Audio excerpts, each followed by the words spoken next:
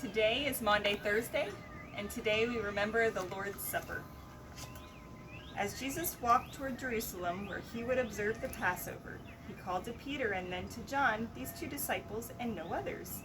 "Go into town ahead of me. There you'll find a big room where we can stay to celebrate. I'll be there with you soon."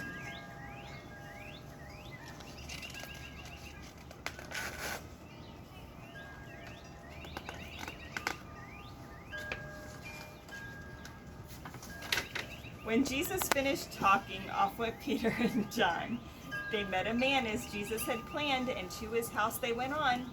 They arranged the room with table and chairs. They bought roasted lamb, wine, and bread.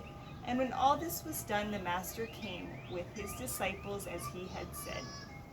As they sat down for the Passover meal and paused for a blessing to be offered, Jesus spoke to his friends, "Eat this meal with me before I must suffer." Jesus took the bread, gave thanks, and he broke it for all to see. "This is my body given for you. Take, eat, and remember me." After supper was done, he raised his cup. When the men were all quiet, he said, "This cup is the New Testament in my blood. For your forgiveness it is shed." As Jesus talked, Judas slipped from the room. With the priests he had promised to meet, this was the night he'd betray his own Lord. His assignment would then be complete.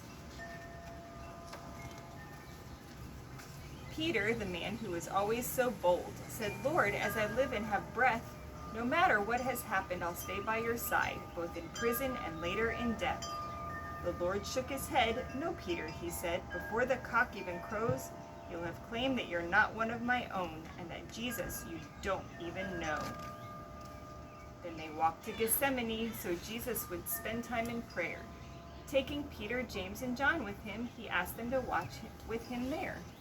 Jesus asked them to pray. He slipped away and knelt down alone. Then God's Son prayed that his burden would be lifted from him, but that God's will would be done. When he'd finished, he walked back to his friends who'd slept through his prayer on the mount. They woke up with a start, hearing noise from afar of men coming, too many to count. The multitude walked right up to the Lord. Out from the crowd, Judas stepped. He walked straight to Jesus and gave him a kiss. His promise to the priests he had kept. They took Jesus straight to the high priest's house. Peter hid himself deep in the crowd. A woman saw Peter and yelled, "You're with him!" "No, not me," Peter's voice was quite loud. Denied and alone, Jesus faced the high priest. "Are you the Christ?" the man asked. "I am," said Jesus, "the one sent by God." The priest tore his clothes in disgust.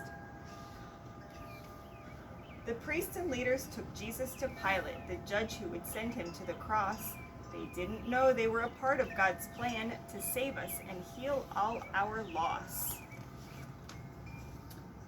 So today we remember when Jesus was betrayed and the very first Lord's Supper.